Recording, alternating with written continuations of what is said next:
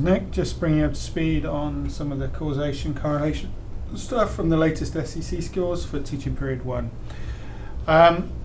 Looking at all the courses where we've delivered since the start of the alliance with Pearson up until the SEC scores in TP1, what we see is that there's still a very strong correlation between students thinking courses well organised and their overall satisfaction. That correlation is at 90% or 0.9, and there's still a very strong correlation between the students thinking the course engaged them and their overall satisfaction at 88% or 0.88.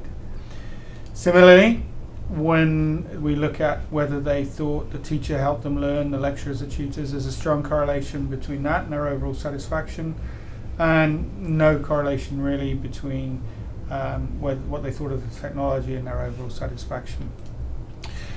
Similarly, when we look at assessment being clear and fair and overall satisfaction, another strong correlation. And likewise, when we look at whether they think they received helpful feedback and overall satisfaction, another strong correlation. So what we're picking up here is that whether they found the course engaging, whether they thought the assessment was clear and fair, whether they received helpful feedback, really drive student satisfaction. And you can see that in this bar chart format here, which picks up on helpful feedback, well organized, assessment clear and fair, the teaching helped me in learning, all of these, and the course engagement overall, all of these drive satisfaction, whereas technology doesn't. So overall it comes back to assessment matters, clear, fair, helpful feedback. Technology doesn't matter so much. And being effective and delivering great courses is about constructive and timely feedback, and what we call immediacy behaviors matter, and those are those behaviors around being available, prompt replies, doesn't have to be immediate but prompt, or they know the expectations, being approachable, them thinking that you're on their side in terms of trying to get through, and all of this stuff comes through in terms of other comments from other studies which talks about good feedback helps, being approachable helps, etc., etc. Now, the other thing I wanted to have a look at was the course size.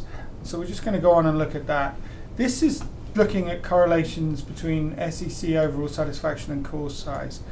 Now, what this shows us is that number of SEC responses to overall satisfaction. So that's kind of how many people are responding. And what you can see is that 0.51, that means half the time it matters, half the time it doesn't matter. Number of students at census and overall satisfaction is 0.56, so that means minus 0.56, that means half the time it matters, and the other 44% of the time, if you like, it doesn't matter.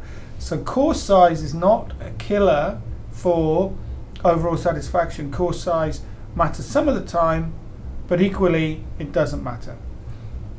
And then as we get into course size and we look at the percentage of students responding relative to overall satisfaction, there's no correlation.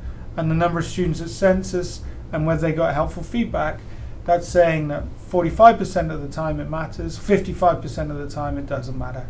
Now, if you take all of these things overall, what that means is that as we look at this, yes, it's about the tutor giving helpful feedback, being approachable, being available, etc.